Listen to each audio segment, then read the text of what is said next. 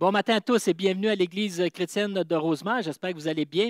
Nous avons encore une fois une très belle célébration de préparer en ce dimanche 23 janvier. Et dans quelques instants, nous unirons donc nos voix avec l'équipe de louange ECR pour célébrer Dieu tous ensemble. Là où nous sommes, dans chacun dans nos milieux respectifs. Après la louange, donc, on va poursuivre la nouvelle thématique qui a été lancée la semaine dernière, donc le 16 janvier. Et cette thématique s'intitule « Le triomphe de l'Évangile dans un monde en chaos ». Alors, donc, on va avoir la joie ce matin d'entendre Olivier Akizimana, qui est membre de l'équipe pastorale et qui va poursuivre dans cette thématique-là. Donc, on vous invite à déjà vous préparer pour cet enseignement, ouvrir vos cœurs et recevoir cette parole que notre frère va apporter. Juste avant d'aller plus loin, donc, j'aimerais mentionner que c'est demain que débutent nos 3 jours de jeûne et de prière. Alors, on a voulu consacrer 3 jours de jeûne et de prière à ce début d'année pour ensemble s'unir dans la prière d'intercession et puis en ce début de nouvelle année. Alors, on vous invite à faire l'écoute de la capsule qui est sur la chaîne YouTube, notre chaîne YouTube. Vous avez le lien aussi dans l'infolette. C'est une invitation de l'équipe pastorale. Vous avez tous les détails dans cette capsule vidéo.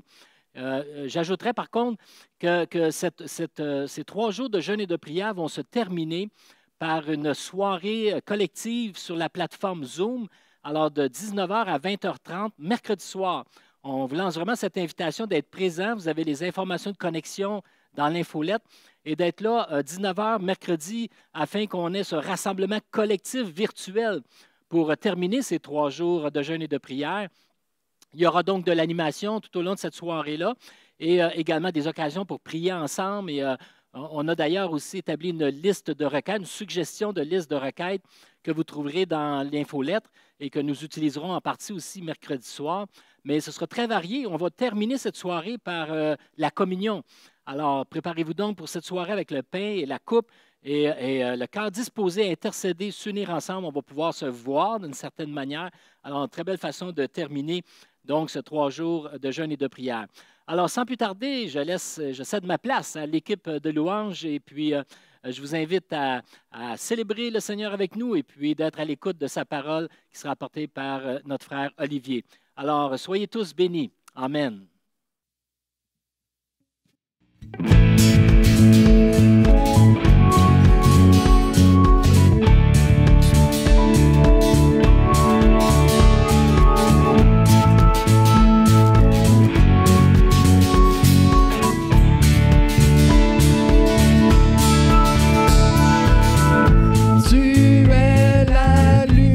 Qui brille dans le noir. Oh oh oh oh.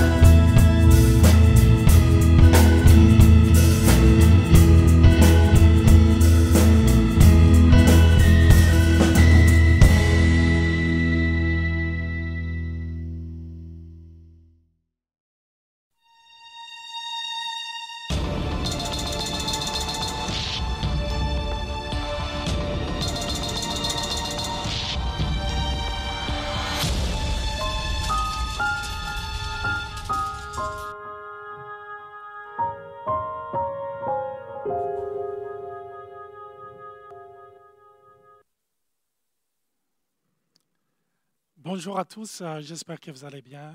Alors, je ne sais pas ce que cette vidéo vous évoque quand on parle du triomphe de l'Évangile. C'est la thématique qu'on a choisi de partager avec vous parce que nous croyons en la puissance de l'Évangile. Alors, ce dimanche, j'espère que vous allez être bénis, être encouragés et surtout à pouvoir communiquer cet Évangile, mais aussi la saisir ou le saisir vous-même et pouvoir le partager avec les gens que vous aimez. Donc, nous allons voir ensemble ce que Paul dit par rapport à l'Évangile. Et la question d'aujourd'hui, c'est « As-tu honte de l'Évangile » Je sais que si on te pose la question comme ça, de façon frontale, tu te dirais, mais il m'arrive des fois à avoir honte. Et je me rappelle les premières semaines, quand je venais de recevoir le Seigneur, il m'était difficile de pouvoir porter ma Bible. Et il y avait des Nouveaux Testaments de Gédéon que je mettais dans ma poche arrière, dans mon pantalon. Et je le cachais. Je voulais que personne ne me voie. Parce que j'avais honte. Je ne savais pas quoi dire. Je me disais, si les gens me posent des questions, je vais avoir la honte de ma vie.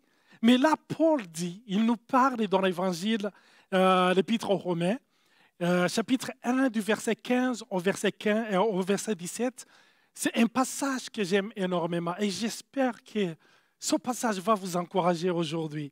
Il dit, « Ainsi j'ai un vif désir de vous annoncer aussi l'Évangile à vous qui êtes à Rome. Car je n'ai point honte de l'Évangile. C'est une puissance de Dieu pour le salut de quiconque croit, du juif premièrement, puis du grec. Parce qu'en lui, en l'Évangile, est révélée la justice de Dieu par la foi et pour la foi, selon qu'il est écrit, le juste vivra par la foi. » Alors, il y a moyen de se poser des questions. Pourquoi Paul parle du fait d'avoir honte de l'Évangile? Alors, j'ai essayé de relever des raisons. Quand on essaie de voir le contexte politico-social de cette époque, on va voir qu'il y avait des raisons d'avoir honte d'annoncer l'Évangile. Rappelez-vous, c'était durant l'Empire romain. Et quand Paul parlait de l'Évangile, il ne parlait pas d'une bonne nouvelle de manière générale, mais il parlait de la bonne nouvelle du royaume de Dieu. Apporter une bonne nouvelle d'un royaume alors qu'on vit dans un empire, il fallait oser. J'essayais d'imaginer une comparaison que je pourrais utiliser pour qu'on puisse mieux le saisir. Je me dis, tu commences une compagnie de livraison et tu viens et tu t'assois en même temps avec le propriétaire d'Amazon. Et tu essaies d'expliquer, tu essaies de convaincre le monde que ta compagnie est plus efficace qu'Amazon. Je me dis, c'est très difficile. Alors, à l'époque de Paul, c'était un contexte politico-culturel parce que Rome représentait une puissance mondiale. C'était un empire qui couvrait tous les pays qui se trouvent autour de la Méditerranée, de la Britannique jusqu'en Syrie, et en passant par les pays de l'Afrique du Nord. Si on couvre aussi la France, l'Italie, tous ces pays-là, c'était l'Empire romain qui était là, qui influençait, qui impactait. Et imagine Paul qui se réveille un jour et qui vient rempli de l'esprit et qui commence à dire, mais vous savez, il y a un autre royaume, il y a une autre bonne nouvelle. Et cette bonne nouvelle peut changer votre vie. Alors, Rome était une référence, comme on le voit, en matière de la culture, les arts, les sciences. Et pouvoir apporter un autre évangile, oh là là, il pouvait avoir de la confusion. Il pouvait avoir le complexe d'infériorité, en se disant, mais ces gens-là, ils ont déjà fait leurs preuves, tout le monde croit en eux. Mais lui, il dit, non, moi aussi je sais que son message, moi je crois en son message, on va le voir tantôt. Ils avaient leur propre Dieu et des déesses. Il y avait Vénus par exemple, c'est le Dieu de l'amour, c'est la déesse plutôt de l'amour. Il y avait Mars. C'était un Dieu en qui il croyait, le Dieu de la guerre. Il croyait en Bacchus, le Dieu du vin. Il y avait plusieurs dieux en qui il croyait. Et Paul vient, il dit, il y a le Dieu, le vrai, le véritable. C'est lui qui a créé la terre et les cieux. Il y avait moyen d'avoir peur. Surtout qu'il y avait des scientifiques de l'époque qui défendaient ces divinités.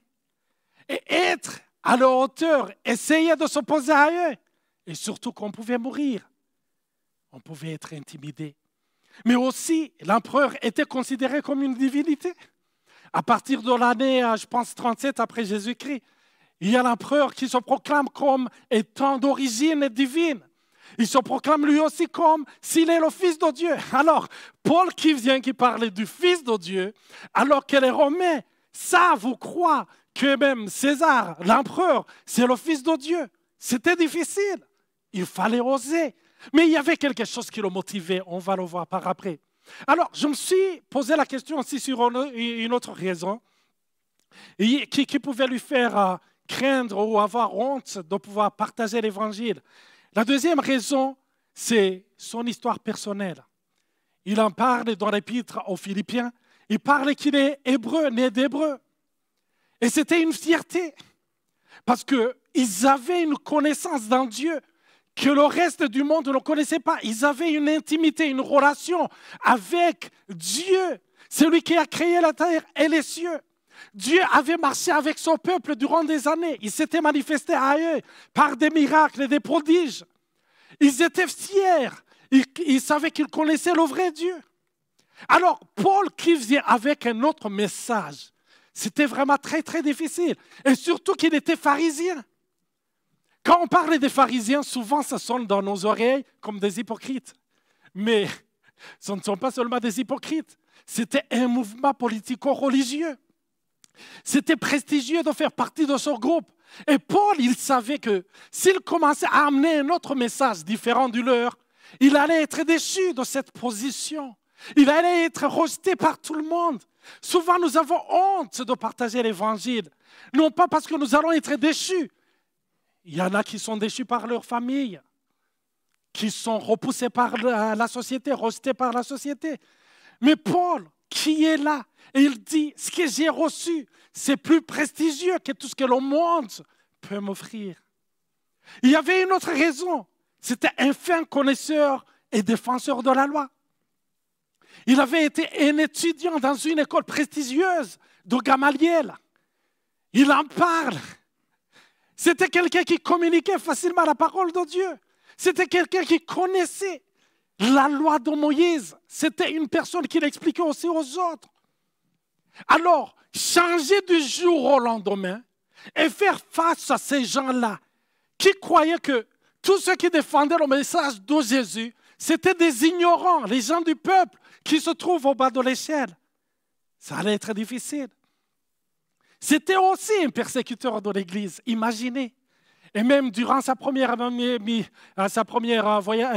voyage missionnaire, on voit qu'il est accompagné par un autre apôtre, Barnabas, parce qu'il a pris par la main. Il savait que tout le monde le craignait. Peut-être qu'ils se disaient même s'ils avaient entendu que Paul avait été touché par Dieu, qu'il s'était converti. Il y en avait qui doutaient encore, qui disaient peut-être que c'est un stratagème, il essaie d'utiliser une autre stratégie pour venir et nous prendre et nous emmener dans les prisons ou pouvoir nous lapider. Alors, quelqu'un qui s'est opposé à l'évangile, revenir et défendre le même évangile, on pouvait avoir honte. Et surtout qu'il y a des gens qui commencent à ricaner, qui commencent à se moquer de toi en disant « Mais la chose que tu as essayé par toutes tes forces de détruire, aujourd'hui tu essaies de la défendre. » Qu'est-ce qui se passe? C'est quelqu'un qui est indécis. Alors Paul, il se lève, il dit « Je n'ai point honte de l'évangile. » Il y a la troisième raison. La raison pour laquelle il pouvait avoir honte de l'Évangile, à cause du message même de l'Évangile. Aujourd'hui, quand on regarde la télévision, on voit beaucoup de films de Marvel, de Disney, c'est Disneyland, avec des films de super-héros. Quand on essaie d'analyser ces super-héros, Iron Man, Superman, Catwoman et d'autres, ce sont des super-héros qui sont surnaturels, des gens qui ont une beauté surnaturelle, mais c'est des gens qui ont des pouvoirs qui sont visibles, leurs pouvoirs sont visibles, sont là. Et c'est facile de pouvoir s'incarner à eux. Mais la parole de Dieu, quand il parlait de Jésus, on dit dans Isaïe 53, il n'avait aucune beauté pour nous attirer. Et son aspect n'avait rien pour nous plaire. C'est ça qu'était Jésus. Alors, pouvoir parler de cet homme et venir et défendre son message. Mais le message, c'est quel message? On parlait de la crucifixion. Imaginez, le message qui va sauver le monde, c'est la crucifixion. Alors que dans cette culture, ou bien dans cette partie du monde, une personne qui a été crucifiée, c'était le pire châtiment qu'une personne pouvait avoir.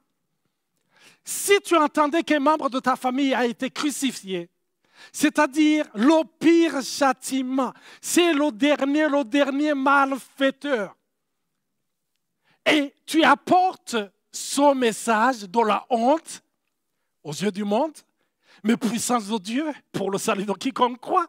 Et tu l'apportes au monde et tu dis, cette crucifixion, parce que Dieu a choisi les choses viles pour confondre ceux qui sont élevés, ceux qui sont glorifiés. Il a choisi les choses faibles pour confondre ceux qui sont forts. C'est ça le mystère de l'Évangile. Le mystère de l'Évangile n'est pas basé sur des choses bring-bring. Il n'est pas basé sur des choses qui sont visibles, qui attirent. Il est basé sur un message humble mais puissant. Un message qui est là mais qui peut transformer le monde. Et qui a transformé le monde. Et qui a transformé cette personne qui est en train de parler. Et surtout qui a transformé cette personne qui est en train de m'écouter. Alléluia. Aussi, son message, c'est une histoire de mort. Et chaque fois que je lis le verset qui parle de la Sainte Seine, je rigole, franchement. Et je me dis, Jésus, c'est difficile de te comprendre avec mon intellect. Quand il dit à ses disciples, ceux qui l'écoutaient, il dit, chaque fois que vous mangez de ce pain, et chaque fois que vous buvez dans cette coupe, c'est ma mort que vous annoncez. Mais j'aimerais bien qu'ils disent, c'est ma résurrection que vous annoncez, parce que dans la résurrection, il y a au moins la gloire. Mais il dit, c'est ma mort que vous annoncez. Il y a une puissance de la mort de Jésus. Pour les gens de l'époque, ils croyaient que la mort de Jésus, c'était un signe de défaite, qu'il a été vaincu. Et surtout Paul, qui se tient debout et qui parle de l'Empire romain, qui est habitué à remporter des victoires. Et tu parles d'un prince qui a échoué, celui qui est mort. Mais il dit, sa mort, c'est celle qui nous procure la vie. C'est difficile à entendre. Et c'est pour cela que l'Évangile, on ne peut jamais le saisir si ce n'est l'Esprit de Dieu qui le révèle. C'est pour cela que même chaque fois que tu veux le partager avec les gens qui t'écoutent, tu n'auras aucun résultat, sauf si l'Esprit travaille avec toi. C'est pour cela qu'on a besoin que l'Esprit vienne et qu'il nous donne la révélation qu'il faut. Que d'ailleurs nous-mêmes, nous puissions comprendre et saisir la profondeur de son message. Parce que chaque fois que nous en saisissions une partie, cette partie de l'Évangile nous transforme. Et les gens qui nous voient, ils sont comme ceux qui ont regardé Moïse quand il a quitté la montagne. Ils ont vu qu'il brillait. C'est pas briller de façon physique, mais ils voient une gloire. Il voit une joie, il voit une paix. Alléluia. Son message était aussi proclamé par des gens simples, des pêcheurs de poissons. C'était des gens non instruits. Alors imaginez Paul, un instruit, qui fait équipe avec des gens non instruits. Et imaginez si Paul arrive dans une ville et qu'on lui dit, quels sont tes collègues? Il commence à nommer Pierre, à nommer Jean. Ils disent, tu peux nous présenter leur CV? Ils ont été pécheurs de leur enfance. Mais Dieu a utilisé les gens faibles. Pourquoi il a utilisé les gens faibles? Parce qu'il croyait en la puissance de son message. Je me rappelle de l'histoire de ce journaliste qui s'est levé et qui s'est battu à maintes reprises pour montrer et démontrer que l'Évangile n'était pas vrai, que c'était une invention humaine. Mais ce qu'il a saisi, ce qu'il a touché, il dit, c'est de voir que cet évangile, les premières personnes à qui Dieu l'a donné ou Jésus l'a confié, c'était des femmes. Et surtout, à cette époque, les femmes n'avaient aucun pouvoir. Et les femmes à cette époque n'avaient aucune influence. Et Jésus utilise ces femmes pour manifester, pour proclamer l'évangile, pour proclamer la bonne nouvelle de Jésus qui est ressuscité. C'est lui qui était mort, il est ressuscité. Alléluia. Le message est puissant. Et le message, il se suffit à lui-même. C'est pour cela que la confiance à l'évangile, c'est parce que l'évangile se suffit. Son message de l'évangile se suffit à lui-même. Des fois, nous essayons de mettre beaucoup d'arguments scientifiques pour essayer de convaincre les gens. Mais j'aimerais vous dire, l'évangile se suffit à lui-même. Il est puissant. Partage-le tout simplement et ça va transformer des vies. Et Paul en parle dans le premier livre de Corinthiens, chapitre 2, du verset 4 au verset 5. Il dit: « Et ma parole et ma prédication ne reposaient pas sur les discours persuasifs de la sagesse, mais sur une démonstration d'esprit et de puissance. » Et il dit au verset 5, que j'aime bien, il dit « Afin que votre foi fût fondée, non sur la sagesse des hommes, mais sur la puissance de Dieu. » C'est pour cela que je dis, tout le monde peut être candidat d'apporter l'évangile. Tu n'as pas besoin d'avoir une connaissance ultime. Tu as besoin seulement d'être révélé, d'avoir cette révélation du Saint-Esprit. Et quand on parle de la révélation, la signification simple de la révélation, c'est enlever le voile. C'est quand une chose est là, mais que tu ne peux pas le voir à cause du voile. Mais quand le voile est ôté, tes yeux commencent à le voir et tu te dis, c'est ça, j'ai compris. On a besoin de la révélation du Saint-Esprit. Et pour le partager, il y a des gens qui disent, j'aimerais bien être éloquent comme un tel. Tu n'as pas besoin trop d'éloquence.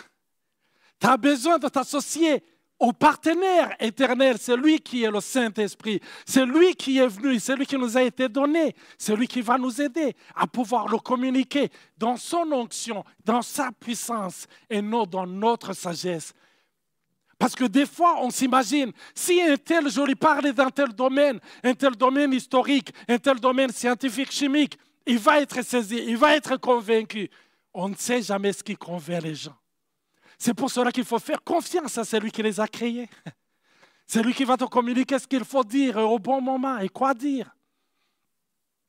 Alors Paul dit, l'évangile c'est quoi? C'est la puissance de Dieu. La puissance, le mot puissance en grec, c'est le mot dunamis, dans lequel est tiré le mot dynamite. C'est une dynamite qui fait exploser. On a parlé du chaos. J'ai tellement aimé le message d'André, que Dieu te bénisse. Quand il parlait du chaos, c'est là où je me suis assis et je me suis dit, mais j'allais apporter l'évangile, j'allais apporter la parole de Dieu et parler du chaos. Mais je viens de réaliser, ce chaos, c'est un gouffre. C'est tellement énorme. C'est pour cela qu'on a besoin de l'évangile, de cette puissance, de cette dynamite qui fait exploser cette montagne de problèmes qui entourent les gens, qui touchent les gens, qui oppressent les gens. Tu as besoin de l'évangile, toi qui m'écoutes aujourd'hui. Et même là où tu m'entends aujourd'hui, dans ton salon, tu peux dire, Jésus, j'ai besoin de comprendre. Olivier, il parlait des choses. Il est tout excité là-bas, en train de parler, à crier. Mais j'aimerais comprendre ce qu'il veut communiquer. Ou bien j'aimerais comprendre ce que tu veux me communiquer. Il peut te toucher là où tu es. Il peut te parler. Il peut te toucher par son évangile parce que son évangile n'a jamais changé. Je me rappelle d'un homme de Dieu, c'est quelqu'un qui est allé le voir. Il a commencé à lui dire, mais toi tu parles d'un livre, tu utilises un livre qui date de plusieurs années. Son livre n'est plus puissant. Il faut utiliser les livres d'actualité, les livres d'aujourd'hui. Alors cet homme de Dieu a posé la question, est-ce qu'il t'arrive de laver tes habits? Il a dit oui. Est-ce qu'il t'arrive de les sécher au soleil? Il a dit oui. Est-ce que le soleil fait son boulot? Il a dit oui. Et le soleil, ça fait des années que le soleil est là, mais le soleil est toujours puissant. Le soleil sèche nos habits. Alors l'évangile, ça fait des années qu'il est là, mais l'évangile est toujours puissant. Et l'évangile transforme et change des vies. Alléluia.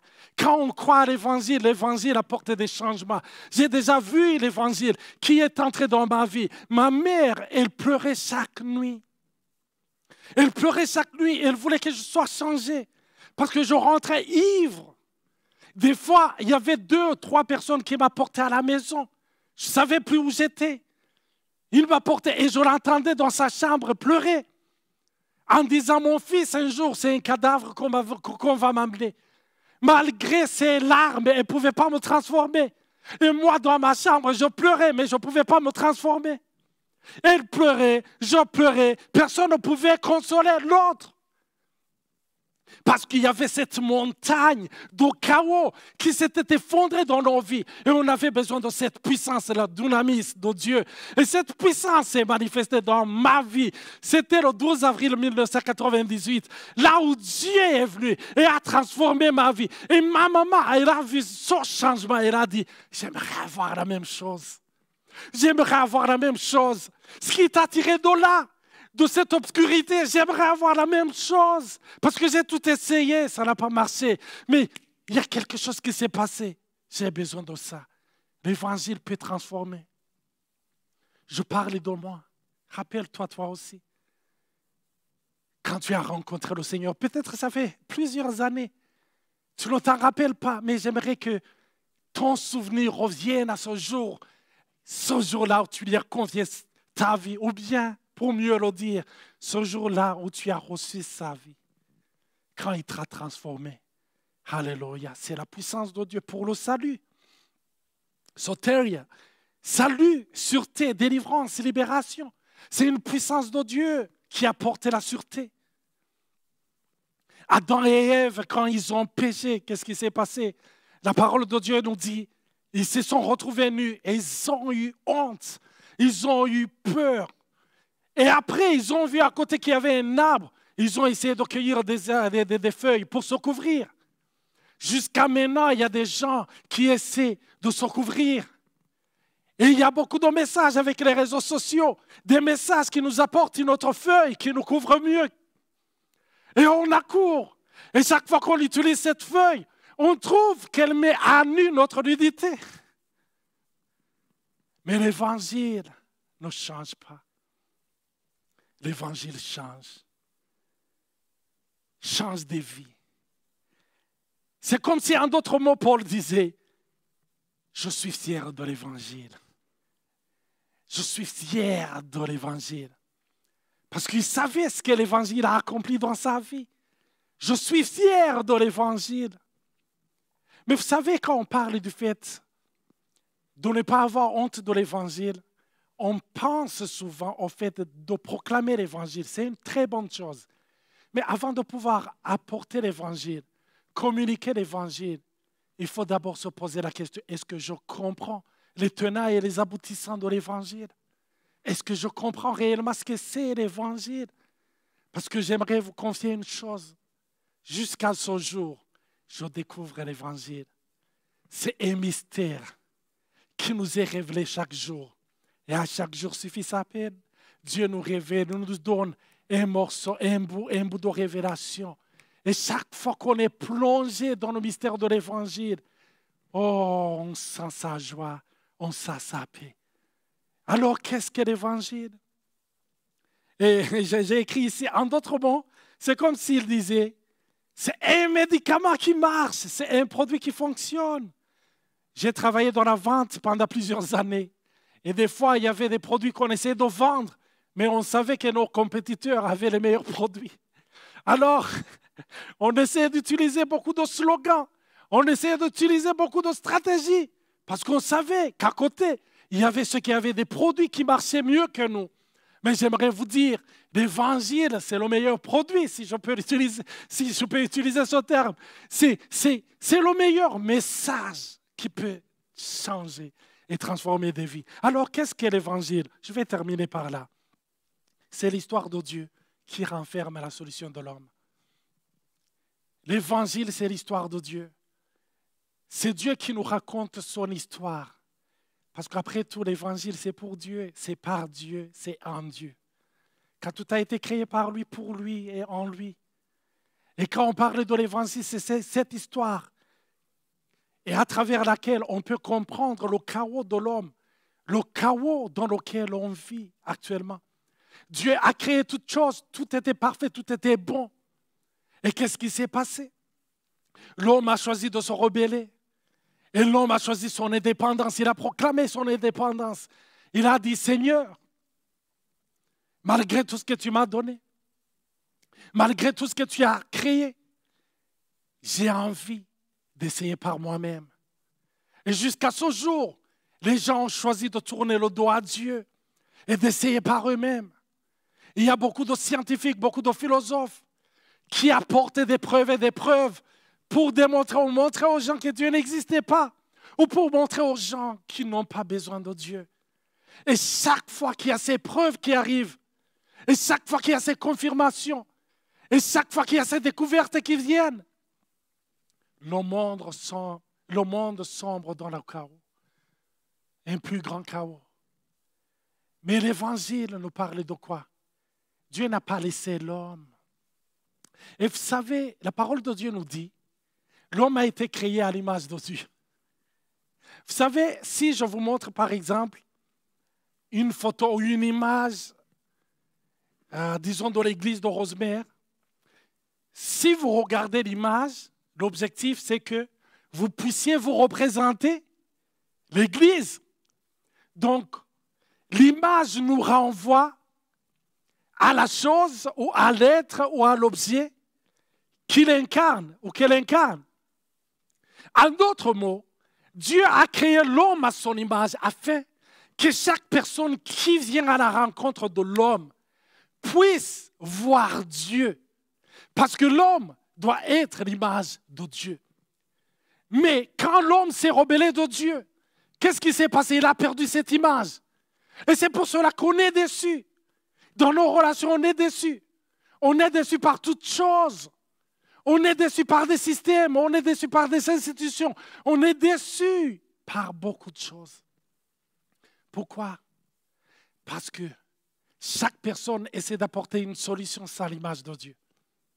C'est pour cela que l'Évangile nous montre que Dieu a toujours cherché l'homme.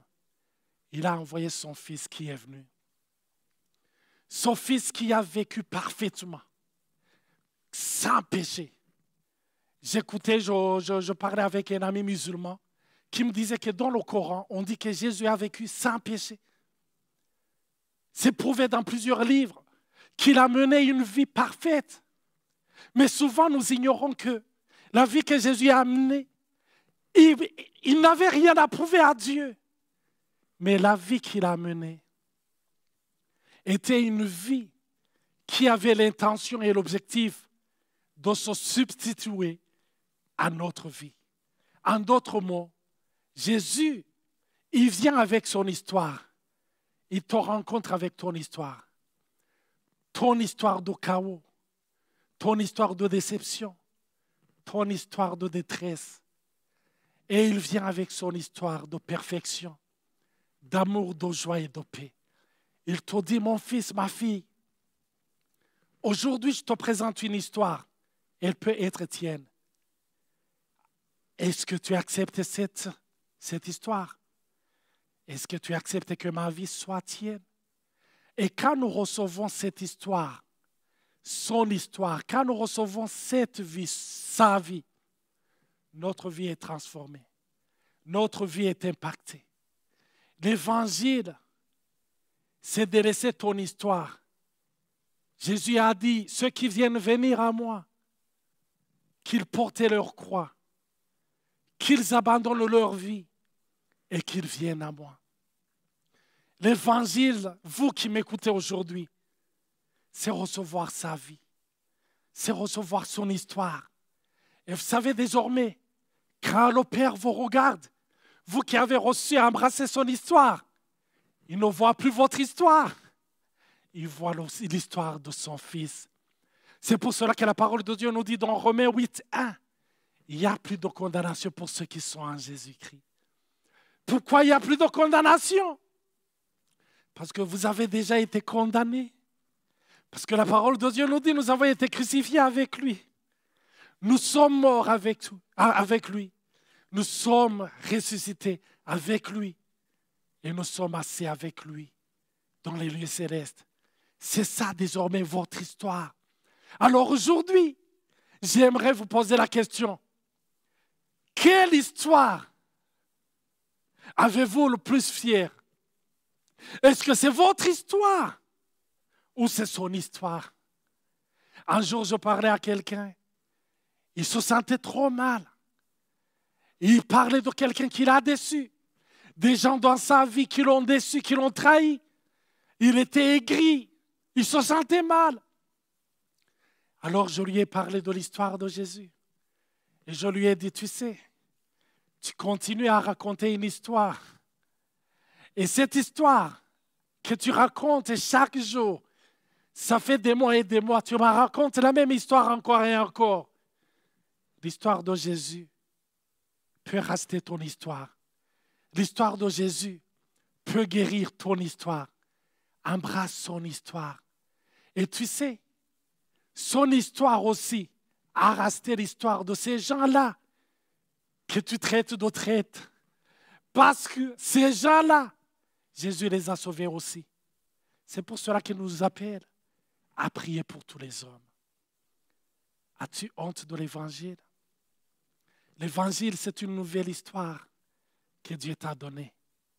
Quand il te regarde, il veut te lire dans l'histoire de son Fils. Car quand tu embrasses son histoire, il te considère comme parfait, sans tache. Il te considère comme son saint. Et c'est ce que Paul disait quand il écrivait aux chrétiens de Corinthe, aux chrétiens de Philippe, aux chrétiens de Thessalonique. Il parlait des saints. Ils ont été sanctifiés, mis à part. Pourquoi? À cause de l'histoire de l'Évangile. L'histoire de l'Évangile, je suis fier de l'Évangile. Parce que l'histoire de l'Évangile m'amène dans la perfection que mes œuvres, que ma prière, que mes efforts n'ont pu jamais atteindre. C'est pour cela que je suis fier de l'Évangile. On va terminer en priant. Papa, merci. Merci de me donner l'opportunité de pouvoir apporter ton Évangile. Seigneur, je sais que ce que je suis en train de dire, ce n'est qu'une goutte dans un océan de ce que tu as accompli, de ce que tu as fait. Seigneur, je demande et je prie pour les gens qui ont écouté ce message, je prie que tu les visites. Au-delà des paroles que j'ai utilisées, Seigneur, que tu rencontres leur cœur. Que tu révèles, que tu enlèves le voile et qu'ils puissent, Seigneur, réaliser les merveilles de ton Évangile. Car ton Évangile, c'est la puissance. C'est ta puissance pour le salut, pour la délivrance, pour la libération, pour le salut, pour la sûreté de quiconque croit. Place ta confiance en toi. Seigneur, merci de nous toucher. Que toute la gloire te revienne. Nous te le demandons, Papa, au nom de Jésus. Amen. Que Dieu vous bénisse. Passez une bonne semaine. Nous allons terminer par un chant. Et j'espère que vous avez été bénis. Bonne semaine. Bye. Comment te dire merci? Comment ne pas t'abandonner ma vie? Alléluia, Alléluia. Comment t'aimer, te louer, faire de ce jour que tu nous as donné un Alléluia, un Alléluia, Alléluia. Quand je vois la beauté d'un coucher de soleil, un art si raffiné me révèle tes merveilles. Quand je sens l'immensité du mystère des galaxies, mon cœur est bouleversé par l'amour du Dieu infini. Comment te dire merci? Comment ne pas t'abandonner ma vie? Alléluia, Alléluia. Comment t'aimer, te louer, faire de ce jour que tu nous as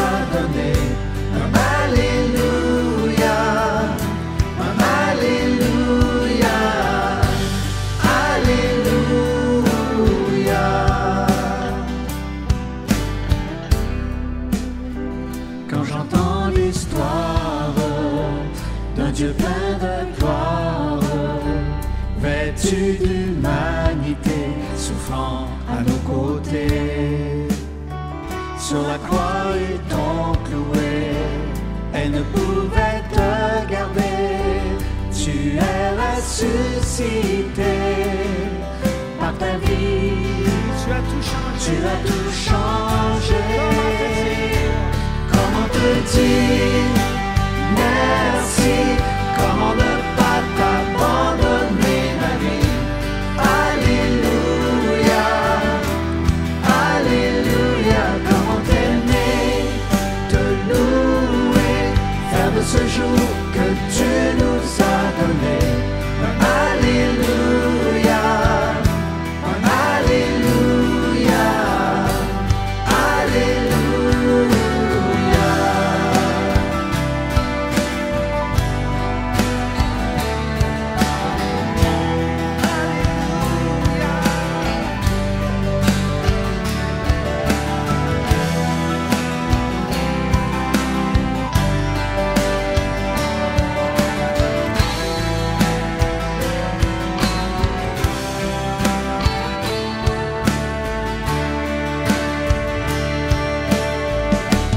Comment te dire merci? Comment ne pas t'abandonner ma vie? Alléluia, Alléluia. Comment t'aimer, te louer, faire de ce jour que tu nous as donné. Alléluia, Alléluia. Comment te dire merci? Comment ne pas t'abandonner ma vie?